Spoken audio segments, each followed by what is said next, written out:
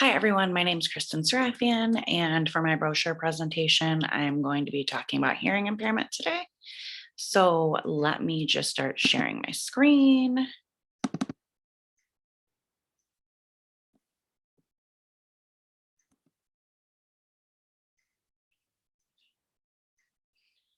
Okay.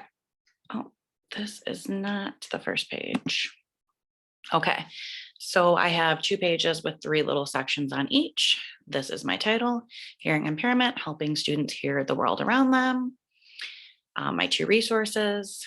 So the definition, it's an impairment in hearing, whether permanent or fluctuating, that adversely affects a child's educational performance, but is not included under the definition of deafness.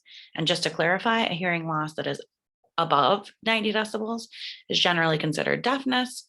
So below 90 decibels is classified as a hearing impairment, which is what I'm going to be talking about today.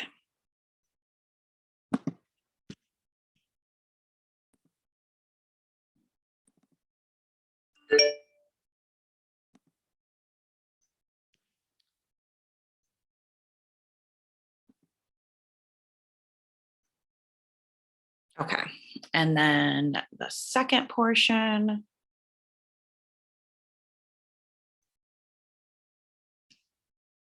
All right, so common traits for someone that has hearing loss. Hearing loss has 4 subcategories: conductive, sensorineural, neural, mixed, and central. These 4 subcategories identify the location in the body where the hearing impairment occurs. Hearing aids and other sound amplifying assistive technologies often work for students with conductive hearing loss, as their impairments stem from the outer or middle ear. Sensorineural, mixed, and central hearing losses stem from the inner ear and the central nervous system, or a combination of these 2.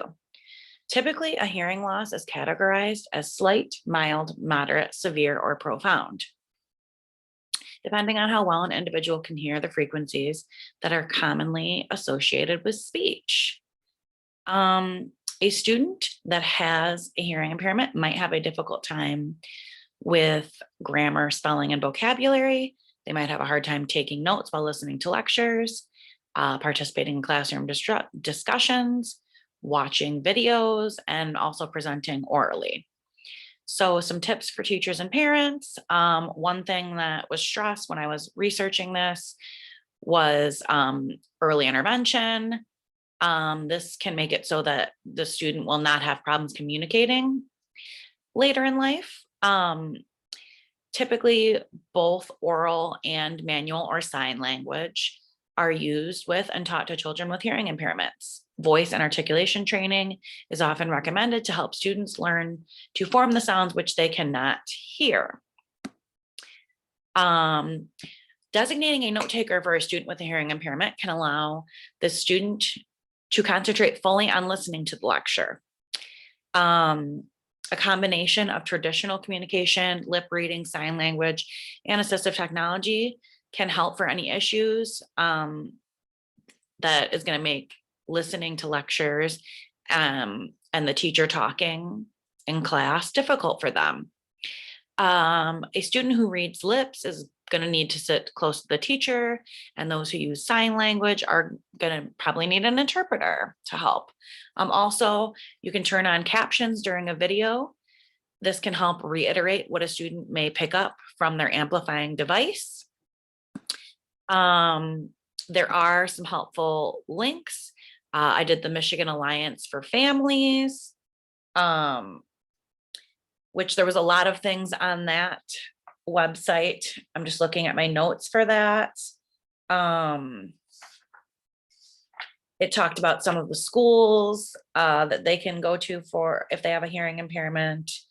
It went into a couple of these other links that I'm going to talk about, and different options like amplifying devices and those other things that I talked about were also on the Michigan Alliance for Families under hearing impairment. This mdelio.org.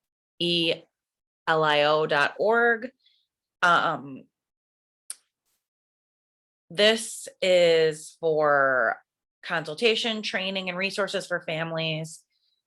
for students that are either blind or visually impaired or